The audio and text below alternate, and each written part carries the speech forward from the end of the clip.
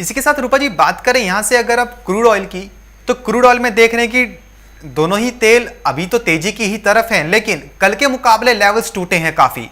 WTI देख रहे हैं $110 पर ट्रेड कर रहा है 2% की बढ़त के साथ। ब्रेंट क्रूड ऑयल $114 के ऊपर है 3.5% की बढ़त के साथ। रूपा जी कल को हमने ब्रेंट क्रूड को $139 तक ट्रेड होते हुए देख लिया था, फिर बाद में जब सेशन चला तो $130 के दायरे में ट्रेड कर रहा था। आज देख रहे हैं $114 पर है। रूपा जी देख रहे हैं कि जो $20 से ज्यादा की गिरावट आई है उसके बाद से WTI पर भी असर हुआ है। ऐसे में आपको क्या लगता है, क्या अब कच्चे तेल का बाजार धीरे धीरे ठंडा होता नजर आएगा? देखिए, अभी जो कच्चे तेल में गिरावट है, जो हल्की फुल्की ऊपरी स्तरों से गिरावट आती हुई दिखाई दी है, क्योंकि यूएई की तरफ से बयान निकल कर आया कि वो ग्रेजुअली सप्लाई को इंक्रीज कर सकते हैं।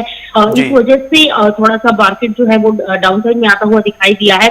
अभी जो रूस और यूक्रेन के अंदर जो चल रहा है उसका असर अभी आना बाकी है। अभी तो फिलहाल बाजारों के अंदर उतना ज्यादा इम्पैक्ट हमने क्रूड के ऊपर आता हुआ दिखाई नहीं दिया है, और क्रूड अभी सपोर्ट देता हुआ दिखाई दे रहा है। टेक्निकली भी अभी $100 से ऊपर जब तक सस्टेन है, मार्केट में अपसाइड का मूव बना रह सकता है। और क्रूड में अभी हाल फिलहाल में बहुत ज्यादा कोई प्रेशर आता हुआ दिखाई दिया। अगर सारी स्थिति नॉर्मल भी होती है तो क्रूड मुझे लगता है कि $90 to $100 के बीच में सस्टेन करता हुआ दिखाई दे सकता है। जी रूपा जी, पहले जो प्रेडिक्ट किया गया था समझौते की बात होने से पहले कि कच्चा तेल रशिया और यूक्रेन की लड़ाई के चलते $150 $180 तक जा सकता है, अब देख रहे हैं वहां से अब वही लेवल्स टूटते हुए नजर आए हैं। लेकिन एक अच्छी बात भी यह है कि समझौता होगा जिसकी वजह से क्रूड की जो सप्लाई है वो मार्केट में बनी रहेगी।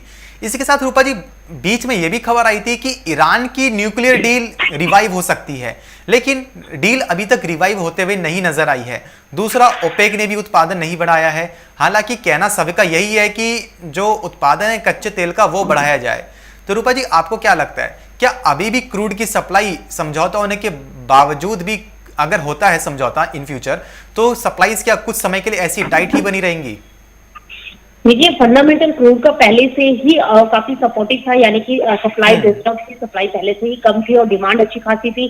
और जैसे जैसे इकोनॉमी के अंदर रफ्तार आती दिखाई दे रही थी तो उससे चलते एक्सपेक्टेड था कि डिमांड जो है और ज्यादा पिकअप हो सकती है और सप्लाई जो है वो कम रहेगी।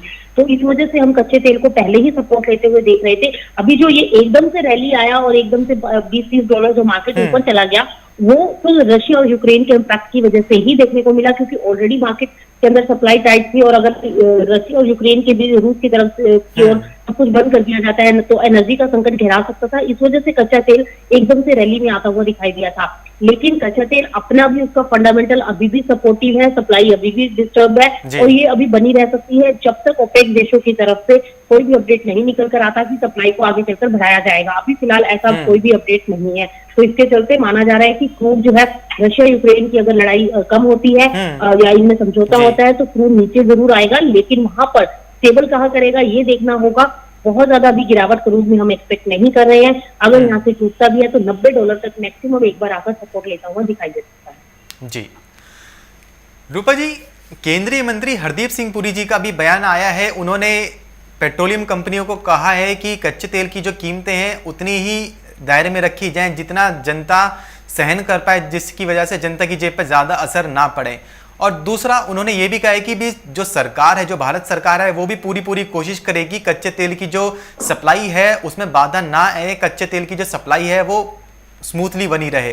तो ऐसे में आपको क्या लगता है रूपा जी, पहले जो आंकड़ा दिया जा रहा था कि कम से कम 20 से 25 रुपए का इजाफा पेट्रोल के प्राइसेस में देखने को मिल सकता है, लेकिन अब देख रहे हैं प्राइसेस थोड़े नीचे आए हैं, कच्चे तेल के कूल डाउन हुए हैं। तो ऐसे में क्या अब जनता की जेब पर थोड़ा कम असर पड़ेगा पेट्रोल डीजल के प्राइसेस को लेकर? देखिए, अभी हो सकता है कि जो एक्सपेक्टेड था प्राइस बढ़ना वो थोड़ा सा ईज ऑफ हो जाए, लेकिन प्राइस बढ़ना तो तय है, क्योंकि कच्चे तेल की कीमतें पहले ही अपने जो निचले स्तर हमने देखे थे वहां से काफी ऊपर आ चुकी हैं।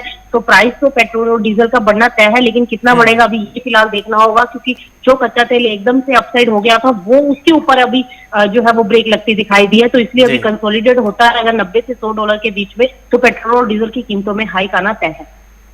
जी